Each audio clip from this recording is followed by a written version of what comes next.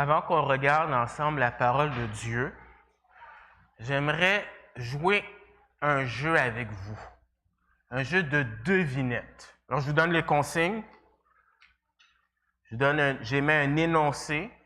Je vais présenter une image à l'écran. Vous allez essayer de me dire qu'est-ce que c'est. Alors, je répète, énoncé, image, et vous répondez. Alors, l'énoncé est la suivante. Je suis une université réputée mondialement et ma devise, c'est que les étudiants puissent glorifier Dieu dans leurs études. Qui suis-je? Voilà. Est-ce que tu peux le dire plus fort? Harvard. En 1600, les choses ont changé. Ont tellement changé que je connais quelqu'un, un enfant de pasteur qui a étudié là il y a quelques années et qui est ressorti tout ébranlé dans sa foi. Il ne va même plus à l'église. Je ne sais pas si maintenant il va encore. Deuxième énoncé. Je suis un homme qui a vécu en Europe et qui a voulu donner un coup de main à des hommes qui cherchaient un emploi. À défaut de ne pas avoir d'emploi, eh bien, ils se sont trouvés à se battre et être dans la débauche. Et pour aider ces hommes-là, j'ai commencé des études bibliques. Et ce mouvement-là est devenu un mouvement international. Qui suis-je? YMCA. Maintenant, il n'y a plus le reste, là. C'est juste les Y. Et les choses ont changé parce que dans un YMCA, c'est le corps, mais pas le spirituel. Pourquoi je vous dis ça? Je vous dis ça parce que le danger, c'est que des fois, on peut commencer quelque chose de bien et pour X ou Y raison, eh bien, on dévie. Ça peut arriver dans notre vie, mais ça peut arriver aussi dans une église.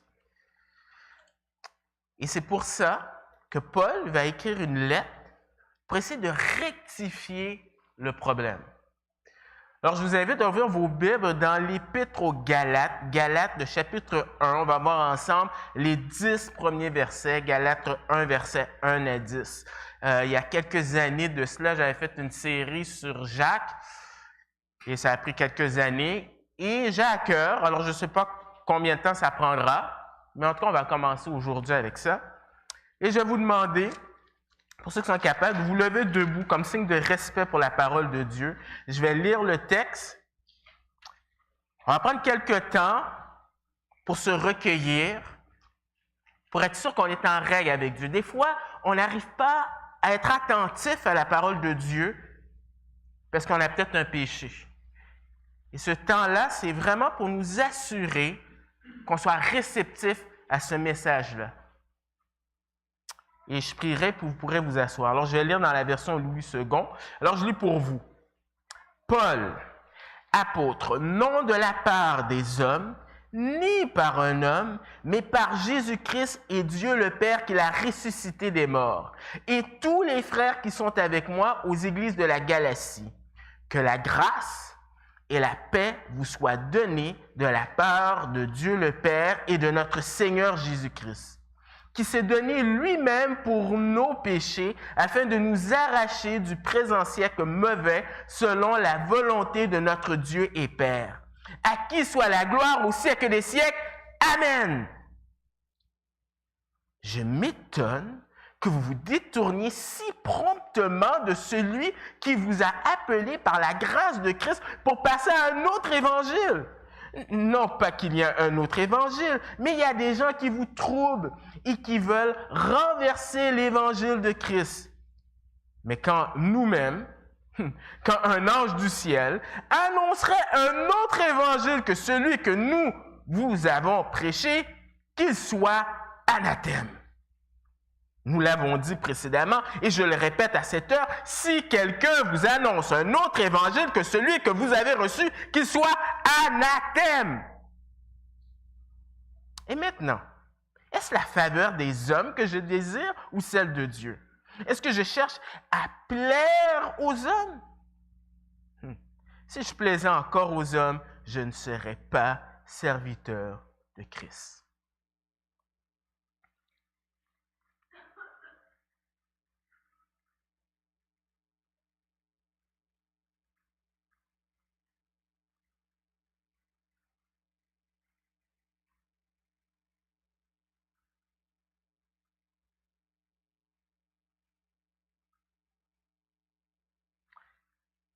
Seigneur, on veut te demander pardon parce que on ne réalise pas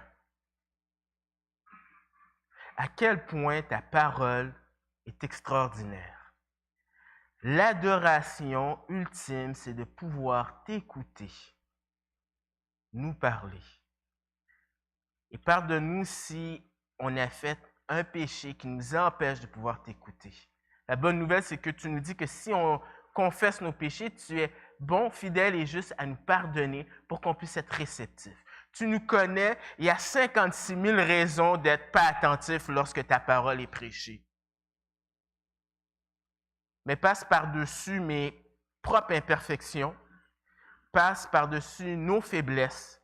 Donne-nous des oreilles de disciples pour entendre ta parole et qu'on puisse sortir de cet édifice en disant « Dieu nous a parlé ». Exclusivement pour ta gloire, dans le nom de ton Fils Jésus. Amen. Merci, vous pouvez vous asseoir. Alors, ce matin, j'ai décidé d'intituler mon message « L'Évangile déformé ». Et j'aimerais voir avec vous 2 points. Les premiers points, c'est les 5 premiers versets où est-ce que Paul va se défendre et aussi va présenter clairement l'Évangile. Et du verset 6 au verset 10, on va voir cet Évangile qui est déformé que Paul veut dénoncer.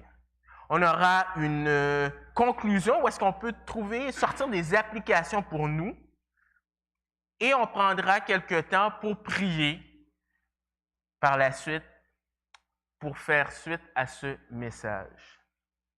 Alors tout d'abord, l'Évangile défendu par Paul, versets 1 à 5. Alors je relis pour vous. Paul, apôtre, non de la part des hommes, ni par un homme, mais par Jésus-Christ et Dieu le Père qui l'a ressuscité des morts, et tous les frères qui sont avec moi aux églises de la Galatie. Que la grâce et la paix vous soient données de la part de Dieu le Père et de notre Seigneur Jésus-Christ, qui s'est donné lui-même pour nos péchés afin de nous arracher du présent siècle mauvais, selon la volonté de Dieu notre Père, à qui soit la gloire au siècle des siècles. Amen. Dans l'original, c'est une seule phrase. C'est une longue phrase. Et c'est présenté dans un contexte d'une lettre. Vous savez, quand vous étudiez la Bible, c'est important de regarder quel style littéraire qu'on a à faire. Ici, c'est ce qu'on appelle une épître. Et dans une épître, eh bien, la lettre, elle n'est pas présentée comme nous. Généralement, nous, quand on pense à une lettre, eh bien, lorsqu'on écrit notre nom, c'est à la fin de la lettre. Mais ici, c'est au début. Alors, l'auteur, c'est Paul. Hein, c'est clair, le verset 1 nous le dit.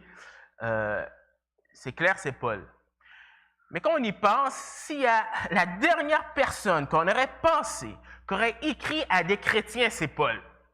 Parce que Paul détestait les chrétiens. Il détestait Jésus. Il va le dire dans le chapitre 1 son zèle le poussait à aller encore plus loin et chercher les gens, les chrétiens, et les amener en prison. Donc, c'est la dernière personne qu'on aurait pensé. En plus, Paul, c'était un homme extrêmement religieux. S'il y avait quelqu'un qui pourrait bien gagner son ciel, c'est bien Paul. Parce que si on met dans une balance les choses bonnes et mauvaises, eh bien, Paul, ça excède. Mère Teresa n'irait même pas à la cheville de Paul. Parce que quand on est religieux, on se dit, je n'ai pas besoin de personne. Parce que je gagne mon ciel par mes œuvres. Et Paul, eh bien, c'était quelqu'un qui excédait les autres personnes. Et pourtant, Dieu va le toucher. Dieu va toucher la dernière personne qu'on aurait pensée. Ça te montre que l'Évangile, ça n'a absolument rien à voir avec de la religion. La religion, c'est des réformes, fais ceci, fais cela, pas comme ci, comme ça. Mais ça ne transforme pas un individu. Jésus a dit qu'il faut naître d'en haut. Et Paul a rencontré une personne, Christ, et sa vie a changé. Tellement changé qu'il écrit aux chrétiens la première de 13 lettres. Alors, il y a 27 lettres 27 livres dans le Nouveau Testament. Paul en a écrit 13. Mais vous et moi, lorsqu'on écrit une lettre, en soi, il n'y a pas d'autorité en soi. Mais Paul, lui, non. Quand Paul, lui, l'écrit, il y a de l'autorité. Il y a du poids. Pourquoi? Parce que Paul est un apôtre. Dans un sens large, le mot apôtre, c'est quelqu'un qui est envoyé. Mais dans le contexte ici, c'est quelqu'un qui est envoyé avec toute l'autorité de Dieu. En d'autres mots, lorsque Paul écrit, c'est Dieu qui écrit. Lorsque Paul parle, c'est comme si c'était Dieu qui parlait. Donc, on a intérêt à écouter. Ne pas écouter Paul, c'est ultimement ne pas écouter Dieu. Sauf que dans la lettre, on va voir, il y a des gens qui n'aiment pas le message de l'Évangile. Alors, au lieu d'attaquer le message, on va discréditer l'individu. Parce que si tu discrédites l'individu, ben, tu discrédites le message. Donc, Paul doit se défendre. Il va se défendre. Vous savez, il y a quelqu'un qui a noté le nombre de versets où est-ce que Paul doit défendre son apostolat. 132 versets qui tournent alentour de cela. Pierre, niet nada zéro. Jean, niet nada zéro. Pourquoi? Parce que Paul ne faisait pas partie des 12. Donc, il doit constamment se défendre. Alors, c'est pour ça qu'il commence en disant que son apostolat n'est pas d'origine ou de source humaine. On le dit. Paul, apôtre, non de la part des hommes, ni par un homme. C'est-à-dire que ce que Paul dit, c'est que ce n'est pas un comité un jour qui se sont rencontrés et ils ont dit, vous savez quoi, on va décider de baptiser Paul maintenant comme apôtre. Il n'est pas allé dans l'école des apôtres. Ce n'est pas les 12 qui ont décidé ça. Il mentionne aussi que c'est ni par un homme, c'est-à-dire pas d'intermédiaire humain. C'est-à-dire, ce n'est pas Barnabas, ce n'est pas Pierre qui lui a imposé les mains, qui lui a dit « Abracadabra, maintenant tu es un apôtre ». Non. Malheureusement, de nos jours, les gens pensent qu'il y a une succession apostolique. Par exemple, l'Église catholique mentionne que le premier pape, c'était Pierre. Et ensuite, il y a une succession. Les Mormons, eux, vont parler aussi de succession apostolique. Et même dans certains milieux charismatiques, eh bien, les gens, eh bien, on les impose les mains et là, ils deviennent apôtres. Mais dans la Bible, il y a des critères bien précis pour être un apôtre. Et pour résumer ça, il n'y a plus personne qui peut être apôtre. Alors, Paul dit clairement que ça ne vient pas des hommes. Donc, si ça ne vient pas des hommes, eh bien, c'est d'origine divine. Alors, on a un contraste ici, on a un « mais ». Et dans le grec, tu as différents mots pour dire « mais ». Ceux qui ont étudié un peu le grec, il y a « des ». Mais ici, c'est « Allah », pas « Allah musulman ». Là. « Allah » qui veut dire un contraste, le plus fort, c'est négatif. Son origine, eh bien, ça vient de Dieu. Et là, on nous dit clairement que Jésus est Dieu, le Père. Eh bien, Jésus a une origine divine. C'est pas moi qui dis, c'est le texte, il le dit clairement. Tu as une proposition pour deux noms. Pour deux noms. Jésus et Dieu. En plus, on dit Dieu le Père. Alors, ce n'était pas nouveau dans l'Ancien Testament. On parlait que Dieu était le Père de la nation. Qu'est-ce qui était différent? On disait c'est notre Père, mais on ne disait pas c'est mon Père, dans le sens qu'il y a une idée d'exclusivité. Et les pharisiens ont compris quand Jésus dit « Moi et le Père, nous sommes un ». C'est intéressant, la lettre, on pense que c'est la première lettre de Paul qui date environ 48 à peu près après Jésus. Alors déjà là, on parlait de la divinité de Christ. Vous savez, les gens disent que, oh, vous savez, Jésus n'a jamais dit qu'il était Dieu. C'est l'Église, après 2 siècles, eh bien, ils sont venus avec cette idée de dire que Jésus est Dieu. Déjà là, c'était clair que la Bible parle de la divinité de Christ. En plus, Paul était un pharisien et les Juifs suivaient Deutéronome 6, le grand schéma qui disait « Oh, écoute, ô Israël, l'Éternel est unique, ce Dieu. » Donc, il était baigné dans le judaïsme, le monothéisme. Mais la Bible révèle progressivement qu'il y a un seul Dieu, mais trois personnes distinctes. Vous comprenez ça? Moi non plus. Mais ça nous apprend, ça nous rappelle que Dieu est beaucoup plus complexe et on ne peut pas le mettre dans une boîte.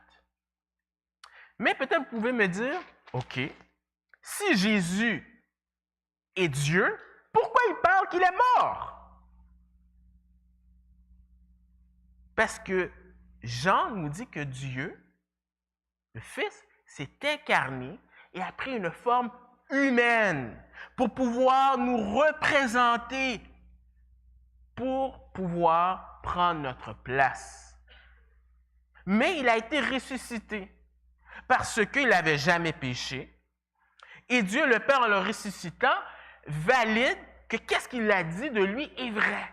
Et la Bible nous dit que maintenant, il est assis à la droite de Dieu, c'est-à-dire une place de privilège, d'autorité, et que tous genoux devront fléchir devant Christ le Seigneur. Donc, en d'autres mots, l'autorité de Jésus est égale à celle de Dieu le Père. Donc, on a la plus grosse autorité de l'univers.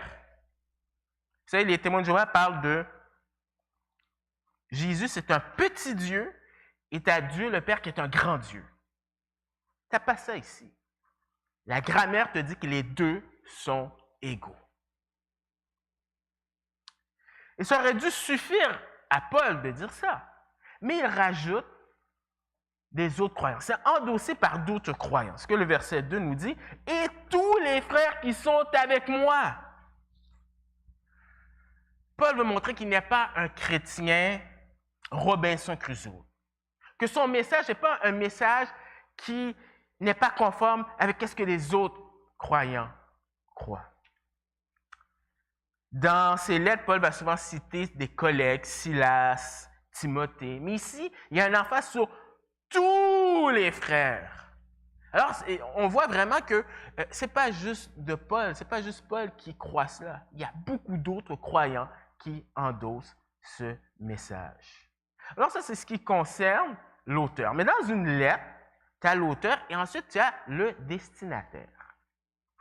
Alors, le verset 2b.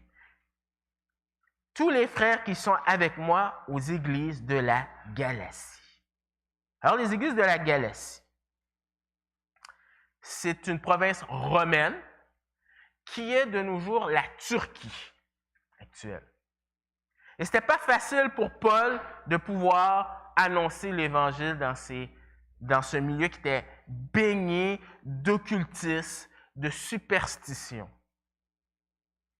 Mais ça te montre encore une fois que l'Évangile est une puissance pour quiconque croit. Il y a certaines personnes qui disent « Oh non, c'est impossible, jamais cette personne-là pourra se convertir. » Il y a des pays dans le monde que « Oh, oublie ça, c'est peine perdue, la fenêtre 10-40. » Ça, c'est en longitude et latitude qui parle de ces pays musulmans où est-ce qu'il n'y a presque pas de chrétiens. Eh bien, pourtant, si vous êtes abonné à Porte Ouverte, eh bien, vous voyez comment l'Évangile perce et transforme le cœur des gens et de ces régions. Alors, cette église-là, alors quand on parle d'église, on ne parle pas de bâtiment, on parle d'individus. Et elle est composée de Juifs. Un exemple, c'est dans Acte 13. C'est pour ça que c'est important, si vous voulez comprendre l'Épître aux Galates, il faut lire Acte 13 et Acte 14, qui est le premier voyage missionnaire. Et ici, dans Acte 13, si vous vous souvenez, j'avais prêché sur ce texte-là, donc vous pouvez regarder sur Internet. C'est intéressant parce que c'est Paul qui montre comment il fait pour témoigner à des gens qui ont un arrière-plan de l'Ancien Testament. Il se base sur les promesses qui ont été données à Abraham et il construit pour pointer à Christ. Mais cette église est aussi composée de non-juifs.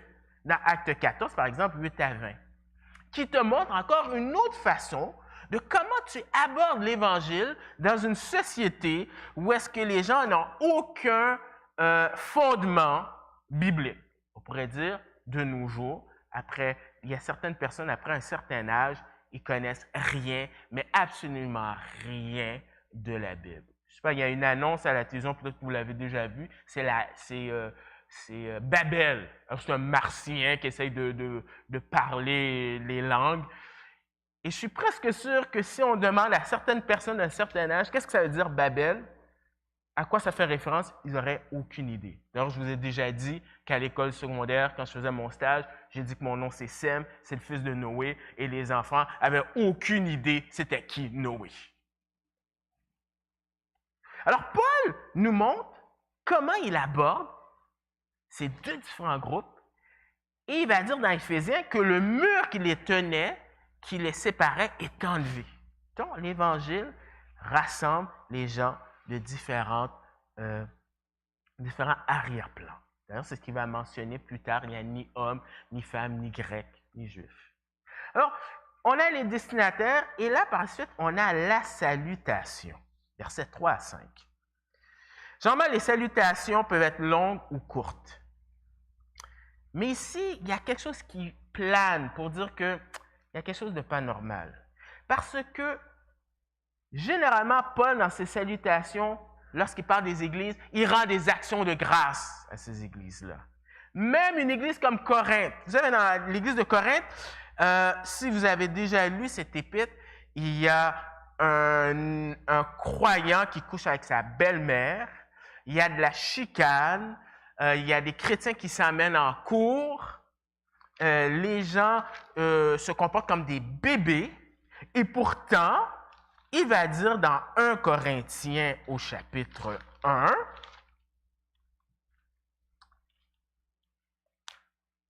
au verset 4, ça fait partie de la salutation. « Je rends à mon Dieu de continuer l'action de grâce à votre sujet pour la grâce de Dieu qui vous a été accordée en Jésus-Christ. » Donc, même une église comme Corinthe, Paul, dans sa salutation, donne des remerciements de qu'est-ce que Dieu fait. Mais ici, il ne dit rien. Pourquoi? Parce qu'il n'y a pas le temps de parler de choses secondaires. Il y a un danger, il faut qu'il intervienne tout de suite. Il y a 2 semaines, je pense, Lisa m'expliquait qu'à son travail, il y a une collègue qui se trouve à Lorraine et à cause des inondations, eh bien, les pompiers sont venus lui dire « Tu as 30 minutes pour prendre tout ce que tu trouves qui est important dans la maison et tu dois sortir. » Parce que c'est un glissement de terrain. 30 minutes, sinon, à tes risques et périls. Donc, après 30 minutes, tu n'as pas le temps de réfléchir, tu prends tout de suite ce qui est utile. Et c'est un peu cette idée que Paul, dans sa salutation, eh bien, il va directement au but, c'est-à-dire l'Évangile. Alors, le contenu de sa salutation, au verset 3, on dit que la grâce et la paix vous soient données de la part de Dieu le Père et notre Seigneur Jésus-Christ. Dans les salutations, si tu étais grec, tu avais la grâce. Si tu étais hébreu, juif, tu avais paix. Et Paul combine ces deux-là. La grâce, c'est une faveur qui est non méritée. Tu ne mérites pas cela. Et dans le contexte, c'est Dieu qui fait une grâce et la conséquence, c'est la paix. Tu vis une paix avec Dieu. Tu n'es plus ennemi de Dieu et normalement, tu devrais expérimenter cette paix. Il y a Martin Luther, le grand réformateur, qu'est-ce qu'il a amené à Dieu? C'est qu'il n'était pas en paix. Il savait qu'il y avait quelque chose, qu'il n'était pas en règle avec Dieu. Alors, il se fait des indulgences. Il va voir le prêtre. Le prêtre est même tellement fatigué de le voir tous les jours parce qu'il confesse tout le temps que le prêtre a dit « Je ne veux plus que tu viennes me voir, sauf si tu as tué quelqu'un, je pense, et si tu as commis l'adultère. Donc, laisse-moi tranquille. » Vous imaginez quelqu'un qui énerve tellement le prêtre, le curé. Mais l'Évangile fait en sorte que tu n'es plus ennemi de Dieu. Mais cette salutation de Paul il apprend dans le livre des Nombres. Le Nombre, chapitre 6, versets 24 à 25, c'est la formule de bénédiction de Aaron pour le peuple. Il dit « Que l'Éternel te bénisse et qu'il te garde. Que l'Éternel fasse luire sa face sur toi et qu'il t'accorde sa grâce. Que l'Éternel tourne sa face vers toi et qu'il te donne la paix. » Et souvent, c'était cité lors de l'expiation, c'est-à-dire qu'on prenait un animal pour le peuple, il mourait, et après, on annonçait cette bénédiction-là. Et ça te montre que l'Ancien Testament pointe vers celui que Jean-Baptiste a dit, l'agneau de Dieu qui ôte les péchés du monde, et à cause de lui, on a la grâce et cette paix. Alors, tu as le contenu de la salutation, mais tu as la source de grâce et de paix. Les gens cherchent la paix, c'est fou comment les gens cherchent la paix. Mais ils la cherchent dans tous les mauvais endroits. Et Paul nous dit que ça vient de la part de Dieu le Père et notre Seigneur Jésus-Christ. Encore une fois, une autre façon claire de montrer que Dieu et Jésus, Dieu le Père et Jésus sont égaux. Les deux sont divins. Mais il élabore sur Jésus. Qu'est-ce qu'il a fait, Jésus? Le texte dit qu'il s'est donné lui-même. C'est cette idée de substitution. Tu veux expliquer c'est quoi l'Évangile? L'Évangile, c'est Dieu qui a pris, Dieu fait homme qui a pris la place que je méritais. Et la raison, c'est de nous arracher du présent siècle mauvais. Vous savez, il y a plein de personnes qui interprètent la crucifixion comme étant « Oh, c'est une façon de pouvoir se donner aux autres. » Non, ultimement, c'est nous arracher d'un danger. Je ne sais pas où est-ce que vous étiez quand c'était le 11 septembre. Quand j'étais à l'université, puis on voyait ça au grand écran. Et on voyait les gens courir du bâtiment, mais on voyait aussi des pompiers qui prenaient des personnes parce qu'ils n'étaient pas capables par eux-mêmes de se sauver. Et c'est ce que Jésus a fait pour nous. Nous arracher du présent siècle mauvais. Dans la Bible, pour les Juifs, eh bien, ils divisaient le monde en deux parties. Tu avais le siècle mauvais, où est-ce que tu as la maladie, la souffrance et tout ça, et le siècle à venir, où est-ce que tu n'auras plus de pleurs, de tristesse. Mais pour l'instant, on est dans un siècle mauvais et des fois, on oublie ça. Il faut qu'on regarde la télévision pour qu'on voit des fois des événements comme l'enfant martyr à Granby, pour qu'on puisse réaliser que, finalement, je vis dans un monde qui est mauvais. J'aime pas trop regarder les nouvelles parce que c'est redondant et c'est assez déprimant, mais c'est bon des fois de regarder parce que ça te dit l'heure juste. Parce qu'on vit dans un siècle qui est mauvais. Et l'idée, c'est cette pensée qui est véhiculée. Alors, ce que Paul est en train de dire, c'est que l'Évangile nous arrache du jugement final de Dieu sur l'humanité, qui est l'étang de feu. Mais même si il nous arrache du futur jugement, on est encore sur terre. On est encore confronté à toute cette philosophie. Et c'est pour ça que l'Épître aux Galates ne touche pas juste la justification, mais parle aussi de la sanctification. Parce qu'il y a des gens qui ont mis leur confiance en Jésus, mais qui restent esclaves de plein d'habitudes. Et l'Évangile, ce n'est pas une question de « Ah, j'ai donné ma vie au Seigneur, j'ai mis ma confiance au Seigneur en 1802 ». Ça a une application tous les jours. Et le texte nous dit « selon la volonté de Dieu le Père ». Il n'y avait pas de plan B. Pour être sauvé, il fallait que Jésus passe par ce chemin-là. C'est pour ça que dans le carrefour des grandes religions, eh bien, la chrétienté dit non, non, non, non, non. Tous les chemins ne mènent pas au ciel. Il y a un seul chemin. Et c'est à travers Jésus. Il termine ça avec une doxologie, verset 5. Il dit, à qui soit la gloire au siècle des siècles. Amen. Doxa veut dire gloire.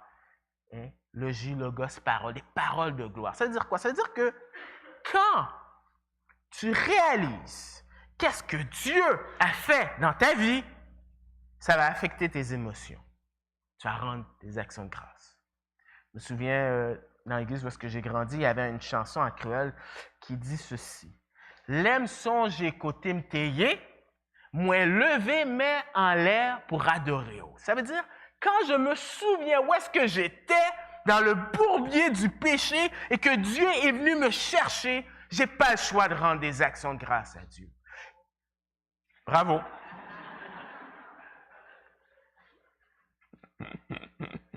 Ah, ça a coupé mon idée. Mais des fois, on devient indifférent. Et on devrait toujours s'émerveiller de dire « Wow! » Et tout ça amène Paul à dire un « Amen ».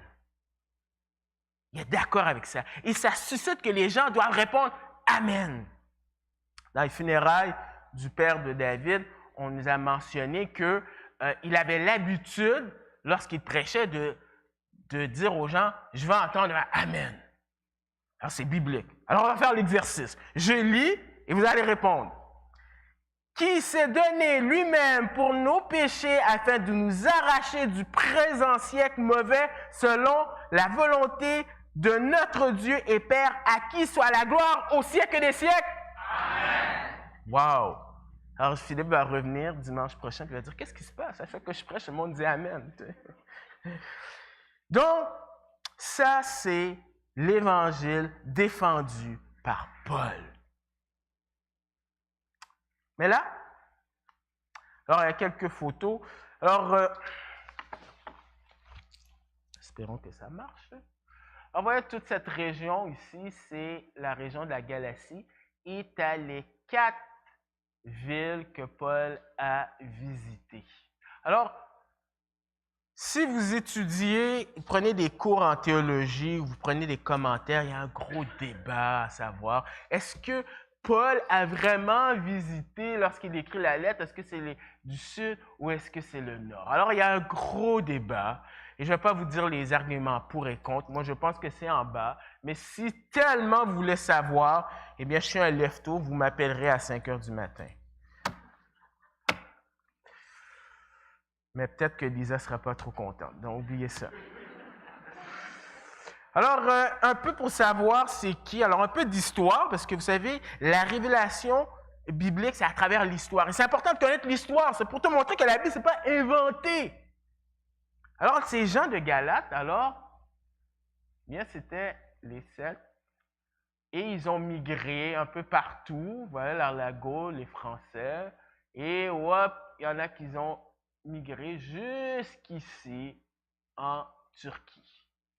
Alors, c'était un petit cours d'histoire gratuitement en plus. Si tu peux avancer, s'il te plaît.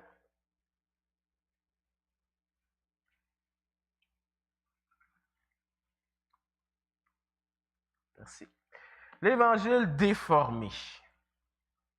Alors, on a vu que Paul ici ne rentre pas dans sa partie des actions de grâce. Il explique qu'il y a un problème. L'Évangile est déformé. Et Paul est étonné.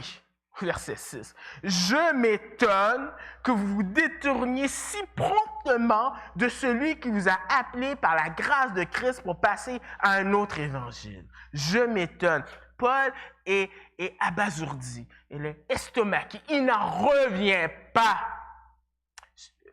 Quand les enfants étaient plus petits, on avait on avait acheté des Monsieur Patate. Je ne sais pas si vous connaissez ça, ces jouets-là.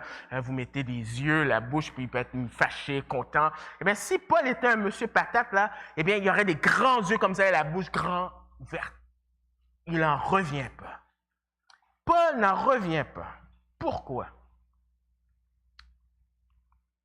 Parce qu'il y a la désertion des croyants. Remarquez. c'est des croyants. Paul va dire dans la lettre que c'est des frères, qu'ils ont reçu le Saint-Esprit. Mais ça te montre que l'Épître aux Galates, ce n'est pas juste la justification, mais c'est aussi ta marche dans la vie de tous les jours. Il n'en revient pas parce que ces gens se sont détournés rapidement, avec facilité. Peut-être à peu près 6 mois. Après 6 mois, ils ont tout oublié. Le mot détourné, eh bien, c'est cette idée un peu de désertion, comme un soldat qui quitte son poste. Et dans l'original, c'est eux-mêmes qui font l'action. C'est-à-dire quoi? C'est-à-dire que oui, c'est vrai qu'il y a eu des faux enseignants qui sont venus frapper à leur porte, mais ultimement, c'était leur responsabilité de pouvoir mieux connaître. Et pourtant, ils avaient le meilleur enseignant possible, l'apôtre Paul. Ça te montre que nous avons une part de responsabilité. Ma responsabilité devant Dieu, c'est de vous enseigner correctement la Bible et vous donner une passion de la lire parce qu'elle transforme des vies. Mais c'est votre responsabilité aussi de pouvoir la lire aussi. Parce que ne pensez pas que venir un dimanche par semaine va t'équiper par rapport à tous les mensonges qui sont véhiculés. Parce qu'il y a des hérésies que c'est très évident. Il y en a d'autres qui sont beaucoup plus subtiles. Et c'est pour ça qu'il faut équiper que les gens, on la lit pour pouvoir vivre une vie qui glorifie Dieu. Malheureusement, beaucoup de gens, parce qu'ils ne lisent pas ce livre-là, ils trouvent que ce n'est pas important. Après, on se retrouve dans bien des situations qui ne devraient pas être. Alors, Paul est étonné et le texte nous dit qu'il se détourne de celui qui vous a appelé par la grâce de Christ. Il se détourne pas de Paul. Paul n'est pas vexé parce qu'ils se sont détournés de lui. Il se détourne de Dieu. Et tu as une association directe avec la doctrine et Dieu. Vous savez, il y a des gens qui disent « Oh, moi j'aime Jésus, mais la Bible, bon, ce n'est pas important. » D'autres j'aime Jésus, mais l'Église, je ne veux rien savoir. » Tu ne peux pas dissocier ça. Jésus a dit « Si vous m'aimez, vous garderez mes commandements. » Et c'est ironique, il se détourne des ressources pour t'aider dans cette vie sur Terre. Si vous avez plus que 2 ans, vous savez que la vie sur Terre, elle n'est pas facile. Mais Dieu, quand il te sauve, il ne te dit pas « débrouille-toi ». Il te donne des ressources. Il y a un théologien qui dit que lorsque tu as mis ta confiance en Jésus, il y a au moins 40 choses qui se passent dans ta vie. Dieu t'équipe pour que tu puisses vivre une vie en vainqueur. Et ces gens-là se détournent de ces ressources. Non seulement Paul est étonné que ces croyants ont embrassé un autre évangile. Au verset 7, il dit « Non pas qu'il y a un autre évangile ». Alors, on ne peut pas le voir en français, mais dans l'original, il y a un jeu de mots. Autre, tu as hétéros, et l'autre autre dans verset 7, c'est allos. C'est quoi la différence? Hétéros, c'est complètement différent. C'est comme des pommes et des oranges. C'est-à-dire que allos, c'est différent mais similaire, comme des oranges et une clémentine. Alors Paul est en train de dire, c'est même pas proche. Vous avez embrassé quelque chose qui est complètement différent. Et d'ailleurs, il y a juste un évangile. Alors, on peut se dire, ben là, Paul, t'exagères. Écoute, juste une question de sémantique. Tout ce qu'ils demandent, ces gens-là, c'est quoi? Ils mettent leur confiance, mais ils font des rituels avec ça. C'est complètement différent parce que l'évangile, c'est une grâce. Tu n'as rien à mériter de cela. Comme cet individu, ce pompier qui sort les gens du World Trade Center. Mais qu'est-ce qui est véhiculé? C'est que Dieu t'a fait ta part et moi, je vais faire aussi ma part. C'est un travail d'équipe. Et Paul dit, c'est pas l'Évangile. Et ça, c'est similaire aujourd'hui. Il y a plein d'exemples. La foi et le baptême. La foi et les œuvres. Vous savez que les gens vont dire, oui, on met notre confiance en Dieu, mais il faut faire les œuvres pour être sauvé. D'ailleurs, c'est ce qui s'est passé en 1545, le Concile de Trente. Alors, le Concile de Trente, c'est l'Église catholique. Après la Réforme, ils ont voulu faire une contre-réforme. Ils ont dit, mais non, voyons donc, les gens s'en vont tous, ils quittent. Donc, il faut qu'on établisse quelque chose. Et on établit que, oui, tu es sauvé en mettant ta confiance en Jésus, mais il y a la tradition aussi qui sauve. C'est la même chose avec la sanctification. Il y a des gens qui disent, écoute, ta vie chrétienne, c'est bien, mais tu sais quoi? Il te faut quelque chose encore un peu plus. Vous savez, quand j'étais au secondaire, j'avais une étudiante, elle a su que j'étais chrétien, et puis elle m'a dit, OK, tu es chrétien, mais quand est-ce que tu as reçu ta deuxième bénédiction? Deuxième bénédiction? Oui, tu sais, l'esprit qui descend là, et puis là, maintenant, là, avant, tu étais un chrétien, mais maintenant, tu es un super chrétien. Et ça prend des formes subtiles. Le jeûne. Oh, on jeûne. Alors, si on jeûne, on va être plus près de Dieu. Etc., etc. Paul n'en revient pas. Et c'est sérieux parce qu'il y a un jugement sur ceux qui déforment l'Évangile, versets 7 à 9. Non pas qu'il y ait un autre Évangile, mais il y a des gens qui vous troublent et qui veulent renverser l'Évangile de Christ.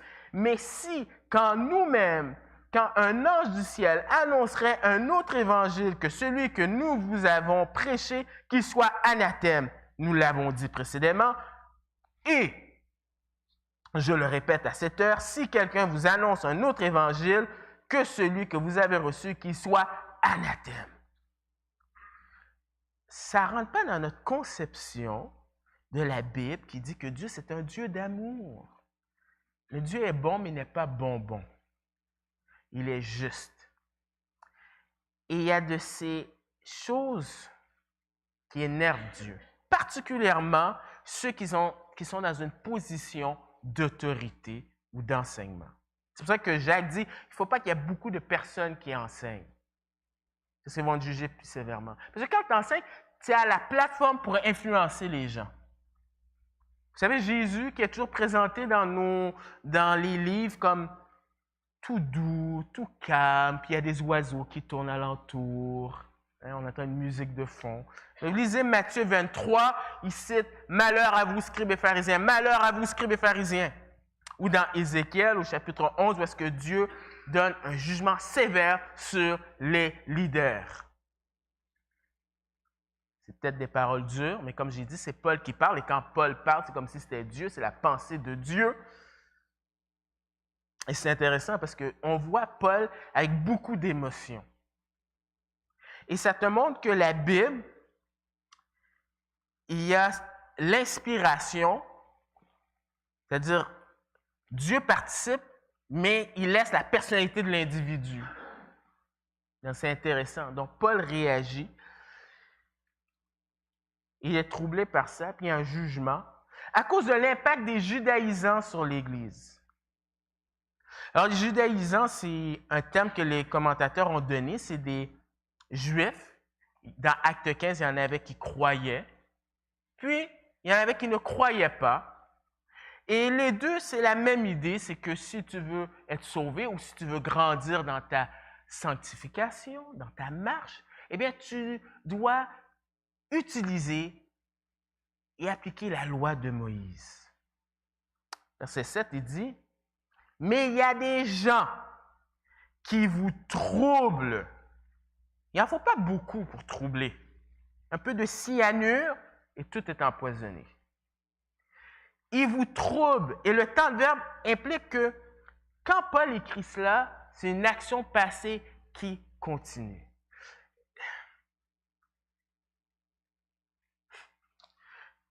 C'est Pascal qui dit qu'il comprenait. Ou Pierre qui disait qu'il comprenait le créole. Il y a une expression qui dit « ou pas carencer avec bon Dieu ». Tu ne peux pas niaiser avec Dieu. Et il y a des choses, il y a des...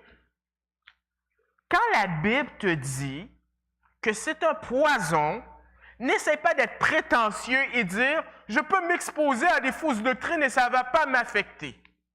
Il y a des gens qui pensent l'illusion, « oh, je vais me tenir avec des témoins de Jéhovah, je vais faire des études avec eux, je vais me tenir avec des mormons, je vais faire des études avec eux, mais ça ne va pas m'affecter. » Tu te trompes, tu te mens à toi-même. C'est comme si tu disais, « je vais boire du poison, puis ça ne va pas m'affecter. » Je connais personnellement 2 personnes qui se trouvent dans des sectes et ça a commencé comme ça. Ils sont venus chez eux, ils ont commencé à annoncer des choses, ils ont voulu faire des études et là, ils sont complètement mélangés. Ils vous troublent. C'est grave. Et qu'est-ce qu'ils font? Ils disent, et qu'ils veulent renverser. Ils ont un agenda. Il ne faut pas penser qu'ils sont naïfs, là, ils viennent frapper à ta porte. Il y a un agenda derrière. Là, vous allez peut-être me dire que je suis grave, je juge. Non. Ma job, c'est de vous avertir. Tite dit que un pasteur, non seulement il enseigne, mais il avertit les gens. Parce qu'ils sont dans la rue, puis ils vont un jour frapper à votre porte. Donc, c'est important de le savoir. Ils ont un agenda. Par exemple, les Mormons, ils viennent avec une Bible Louis II.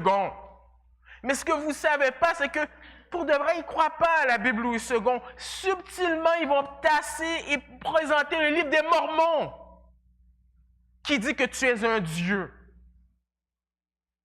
Mais ils ne vont pas vous le présenter tout de suite. Ils ont un agenda. Ils veulent. Et qu'est-ce que Paul dit dans Galates, au chapitre 2, versets 1 à 4?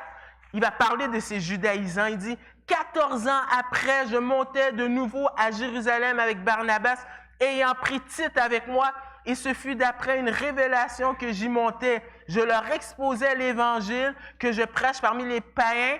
Je l'exposais en particulier à ceux qui sont les plus considérés, afin de ne pas courir ou avoir couru en vain. Verset 3. Mais Tite, qui était avec moi et qui était grec, ne fut pas même contraint de se faire circoncire. Et verset 4. Et cela à cause des faux frères qui s'étaient furtivement introduits et glissés parmi nous pour épier la liberté que nous avons en Jésus-Christ avec l'intention de nous asservir. C'est sérieux. C'est pas de la blague. Tu te dis comment ça se fait que tel secte, les gens se suicident tout d'un coup. C'est pas de la blague, c'est du poison. Et c'est pour ça que Dieu va agir. Le texte dit, ils veulent renverser l'évangile de Christ. Ils veulent changer ça. L'évangile, c'est, tu ne peux pas être sauvé par toi-même. C'est impossible, c'est une grâce. Tout ce que tu peux faire, c'est mettre ta confiance en celui qui a tout fait. Mais eux, qu'est-ce qu'ils disent? Non, c'est trop facile. C'est trop facile. Tu dois mettre un peu de toi là-dedans.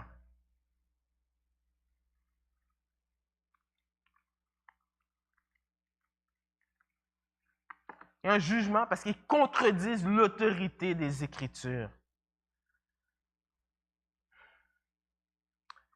C'est une question maintenant qu'on est placé avec 2 vérités, ou 2 énoncés. Un dit A, l'autre dit B. Qui dit la vérité? Qui dit la vérité? Les 2 parlent de la part de Dieu. Comment tu fais pour vérifier? Bien, un critère. La Bible ne se contredit pas. La parole de Dieu, c'est une révélation progressive. Mais dans cette révélation progressive, ce qui a été dit auparavant ne va pas contredire ce qui va se passer par la suite. Tu avais ce même test dans Deutéronome chapitre 13. Parce que dans Deutéronome, et à l'époque aussi, il y avait des gens qui se disaient « Je suis un prophète », c'est-à-dire « Je parle de la part de Dieu ». Alors comment on fait pour savoir si tu es un prophète ou non? Eh bien, Dieu avait prévu le coup. Et un des moyens, il y a 2 textes, mais c'est celui de Deutéronome 13 que je vais regarder avec vous, versets 1 à 5. s'il s'élève au milieu de toi un prophète ou un songeur qui t'annonce un signe ou un prodige, et qu'il y a accomplissement du signe ou du prodige dont il t'a parlé en disant « Allons auprès d'autres dieux, des dieux que tu ne connais point, et servons-les », qui est en contradiction avec les 10 commandements. Tu n'écouteras pas les paroles de ce prophète ou de ce songeur, car c'est l'Éternel votre Dieu qui vous met à l'épreuve pour savoir si vous aimez l'Éternel votre Dieu de tout votre cœur et de toute votre âme. Vous irez après l'Éternel votre Dieu et vous le craindrez. Vous observerez ses commandements, vous obéirez à sa voix, vous le servirez et vous vous attacherez à lui. Ce prophète ou ce songeur sera puni de mort, car il a parlé de révolte contre l'Éternel votre Dieu, qui vous a fait sortir du pays d'Égypte et vous a délivré de la maison de servitude. Il a voulu te détourner de la voie dans laquelle l'Éternel ton Dieu t'a ordonné de marcher. Tu ôteras ainsi le mal du milieu de toi. Donc, si ça contredit ce qui a été dit avant, c'est pas vrai. Un autre exemple, très d'actualité. Alors, encore une fois, gardez en tête, mon but, c'est pas de vous dire, j'ai pas une dent personnelle contre les individus, mais c'est la doctrine qui est véhiculée que vous avez besoin d'entendre. Parce que si je ne le fais pas, si je ne vous avertis pas, je ne fais pas ma job. Les témoins de Jéhovah, par exemple, mentionnent qu'ils sont les représentants de Dieu. Et ils ont prédit la fin du monde à 3 ou 4 reprises. Et comme vous pouvez constater, on est encore là.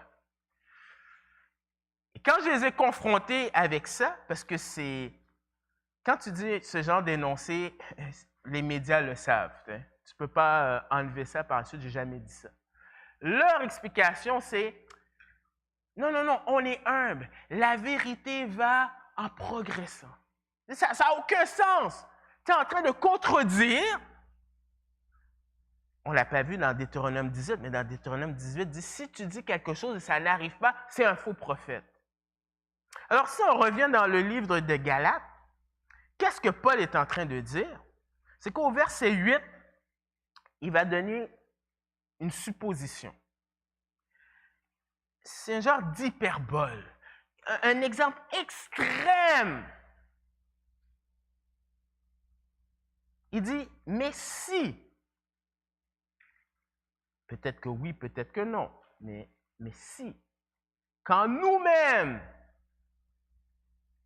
quand un ange du ciel annoncerait un autre évangile que celui que nous vous avons prêché, qui soit anathème. Donc, Paul donne un exemple extrême pour dire il n'a pas le droit de changer qu'est-ce qui a été dit, parce que Dieu ne change pas. Il est fidèle dans ce qu'il dit. On dit il est immuable. Et c'est intéressant qu'il dit même un ange du ciel. Et il y a de ces religions, encore une fois, les Mormons, Joseph Smith, il dit qu'il a vu un ange qui s'appelle Morini, je pense, Morini, qui lui a dit, écoute, il y a d'autres évangiles que les gens n'ont pas trouvé, puis je vais te le montrer. Les musulmans disent que c'est l'ange Gabriel qui a parlé à Mohammed. Mais la Bible te dit clairement que même un ange, ça n'enlève pas le barème et la parole de Dieu.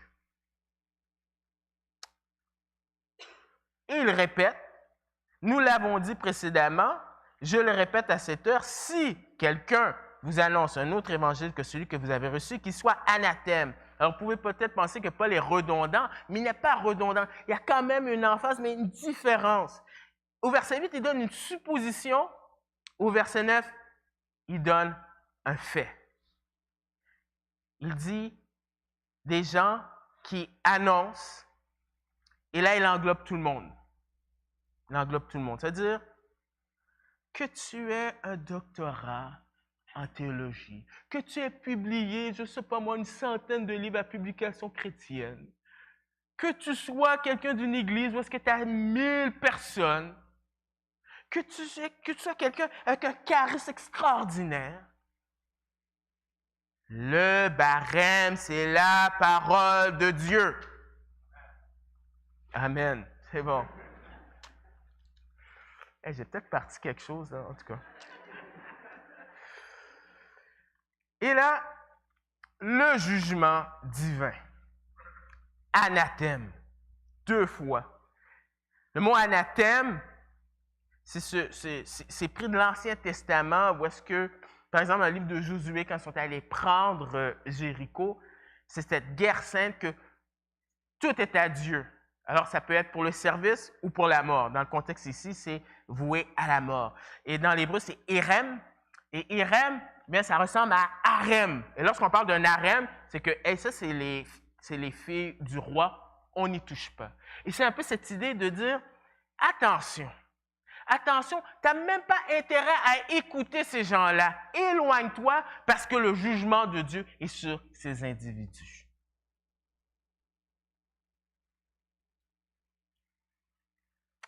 La réponse de Paul à ceux qui déforment l'Évangile.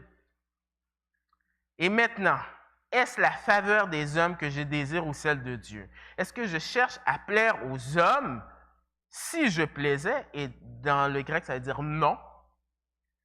Si je plaisais encore aux hommes, je ne serais pas serviteur de Christ. En général, c'est un esclave. Qu'est-ce qui se passe? C'est que les gens, qu'est-ce qu'ils font, les judaïsants? Ils disent, Paul, là, il vous manipule. Parce que c'est trop facile être chrétien. Il faut juste mettre ta foi en Jésus. C'est trop facile. Il est menteur. C'est une licence pour pécher et faire tout ce que tu veux. Et il fait ça parce qu'il veut avoir des disciples, des adeptes. Donc, il ne va pas dire toute la vérité. C'est ça l'intention. Et Paul va répondre clairement. Il dirait, je viens d'annoncer 2 fois ceux qui enseignent ça et qui adhèrent à cela sont maudits. Ce n'est pas la meilleure façon de pouvoir attirer des personnes. Alors, si je veux avoir une église et que je dis aux gens, écoute, c'est très clair, si tu ne mets pas ta confiance en Jésus, tu vas dans les temps de feu, mais ce n'est peut-être pas la meilleure façon d'attirer des personnes à l'église. Et de dire qu'il faut que tu meures à toi-même et que tu suives Jésus tous les jours, ce n'est pas vraiment la meilleure façon dans le marketing pour avoir une grosse église. Paul dit carrément que son but n'est pas de plaire aux hommes. Ah, qu'on a tellement besoin de ça. On est tellement intimidé par les gens. Le monde a besoin de voir des gens qui sont convaincus et convaincants et qui ont une colonne vertébrale. Et Paul, son but, ce n'est pas de plaire aux hommes. Alors la Bible dit que la crainte des hommes, c'est un piège. L'amour de Dieu, elle libère. Son allégeance est pour Christ et le vrai évangile. Et un exemple, c'est dans Matthieu 6, verset 24. Dans Matthieu 6, verset 24, Jésus va dire, « Nul ne peut servir 2 maîtres, car ou il haïra l'un et aimera l'autre, ou il s'attachera à l'un et méprisera l'autre. Vous ne pouvez servir Dieu et Mammon. »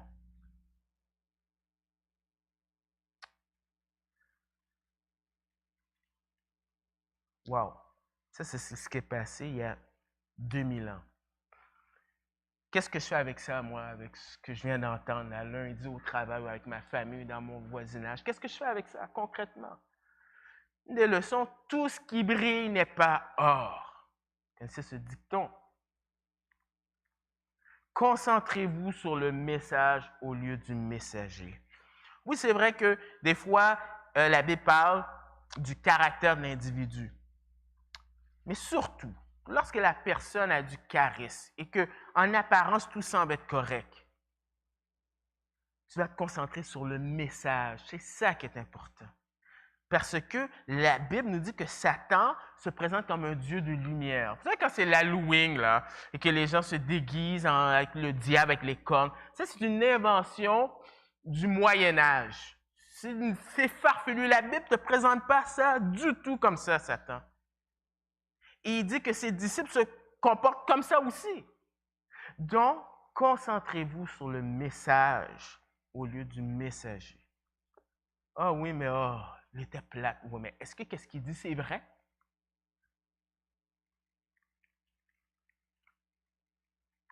Regardez au fond et non à la forme d'une église locale. Pour avoir vécu au Nouveau-Brunswick, côté francophone, les églises, tu peux les compter avec tes doigts. Les églises francophones, tu les comptes avec les 10 doigts de la main. Mais à Montréal, à Laval, c'est pas du tout ça. Tu as plein d'églises. Et le critère pour une église, sans rien enlever avec les services et tout ça, la Bible te dit que l'église, c'est la colonne et l'appui de la vérité. Est-ce que cette église-là, elle prêche, elle enseigne la vérité? Tout ce qui brille n'est pas or. Ce n'est pas nécessairement parce qu'une église a 56 000 personnes que ça veut dire nécessairement qu'elle est la colonne et l'appui de la vérité. Surtout, on est dans une société influencée par nos émotions, qu'est-ce qui tape l'œil. Soyez comme les chrétiens, les croyants de Bérée. Acte 17, verset 11. Oh, que j'aime ce verset-là. On nous dit, ces Juifs avaient des sentiments plus nobles que ceux des Thessaloniques. Ils reçurent la parole avec beaucoup d'empressement et ils examinaient chaque jour les Écritures pour voir si ce qu'on leur disait était exact. Le problème avec la réforme, c'est que les gens, oui, amen, les gens ont une Bible, mais la Bible, elle est faite pour lire. Et si tu ne la lis pas, dans un sens, tu te retrouves dans la même situation que l'Église catholique, c'est-à-dire qu'un pasteur te dit quelque chose et tu le prends pour acquis sans vérifier. La responsabilité, maintenant, elle est à vous aussi. Tous les jours. Ne te fais pas d'illusions. Si tu lis ta Bible, de temps en temps, tu n'auras pas de discernement. Tu te mens à toi-même. Et ce n'est pas une question de légalisme. C'est juste une question de passion, d'amour et de bon sens. La doctrine, elle divise. Eh oui, eh oui. L'idée, ce n'est pas qu'on fait exprès, parce que même ça, il faut que ce soit il dit que toute parole soit assaisonnée de sel, que votre douceur soit connue de tous. Non, ce n'est pas la question de dire « Oh, je suis un chrétien qui va faire exprès de déranger ». Non, ce n'est pas ça. Il y a des choses qui sont secondaires, mais il y a des choses que malheureusement, ben écoute, tu n'as pas le choix. Et le slogan faisons l'amour, mais pas la guerre. Dans la Bible, il n'y a pas ça. J'ai un livre ici, c'est Erwin Lutzer, et le titre, c'est La doctrine qui divise. Et il explique au cours de l'histoire les différentes doctrines qui ont séparé les chrétiens. Alors, qu'est-ce qu'il mentionne? Le baptême des enfants, la divinité et l'humanité de Christ, hein, on en a parlé, les sacrements, le culte à Marie, la justification, est-ce que c'est par la foi ou les œuvres? Le canon des Écritures, c'est-à-dire qu'est-ce qui est considéré comme la norme? La souveraineté de Dieu. Donc, il y a des fois dans la vie et dans l'histoire de l'Église, des moments où il faut se battre. Et la doctrine est divise. Parfois, les divisions sont inévitables. On ne veut pas, mais parfois, c'est inévitable. Il y a toujours ce mouvement qu'il y a eu aux États-Unis il y a quelques années, c'était les évangéliques et les catholiques ensemble. Et ce qui est basé, c'est Jean 17. Hein? Parce que dans la prière sacerdotale, on parle de l'unité. Mais dans Jean 17, qu'est-ce qu'on dit? La vérité avant l'unité. Jean 17, verset 17.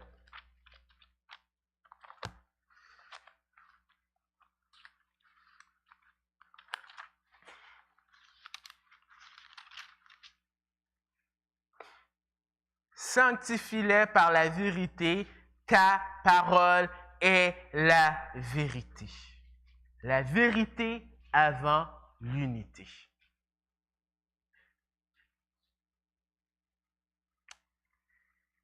Et surtout, cette épître aux Galates, c'est qu'il faut comprendre que l'Évangile est suffisant pour ma justification. Tu veux être sauvé, ce n'est pas en allant à l'église tous les jours, ça ne va pas te sauver. Mais c'est en reconnaissant que Jésus a pris la punition que tu devais avoir et de reconnaître. Et comme encore une fois cet exemple de ce pompier qui a pris la personne dans la tour, c'est ce que Jésus a fait. Mais ça, c'est si on met notre confiance. Mais l'Épître aux Galates, ce n'est pas juste ça. L'Évangile, c'est suffisant aussi pour ma sanctification. Ce n'est pas une question, je suis sauvé maintenant, ok, maintenant c'est par les œuvres. Comment tu as été sauvé, c'est en mettant ta confiance. Comment tu marches, c'est en mettant ta confiance dans les ressources que Dieu te donne. Ça revient encore à la foi. Dieu te donne des ressources, te donne sa parole, te donne le Saint-Esprit, te donne des frères. Est-ce que tu vas prendre ces ressources-là ou tu vas dire, maintenant je vais essayer par moi-même? Et ultimement, l'Évangile est suffisant pour ma glorification. C'est un processus. Celui qui a commencé en nous cette bonne œuvre va la rendre complète. Et c'est ça qui est merveilleux avec cet évangile, c'est que Jésus nous a rachetés, nous a arrachés du siècle présent et il nous prépare une place où est-ce qu'il n'y aura ni pleurs, ni grincement, de dents, ni souffrance, ni douleur. Donc, il reste quelques minutes. On va prendre le temps de prier. 3 volets. Le premier volet, c'est de prier pour que cette parole-là qu'on a entendue soit une réalité dans ma vie. Prier pour que le Seigneur puisse nous donner la victoire sur des péchés, sur des mauvaises habitudes, parce que Dieu n'est pas un menteur. Cet évangile-là, il libère. Donc, on va prendre quelques temps pour prier pour ça. Par la suite, je vais terminer ce temps de prière. Puis ensuite, on priera, si on a le temps, on priera pour nos malades, spirituels et physiques. Donc, prenons le temps de prier et puis en réponse à le message qu'on a entendu, puis je terminerai ce premier temps de prière.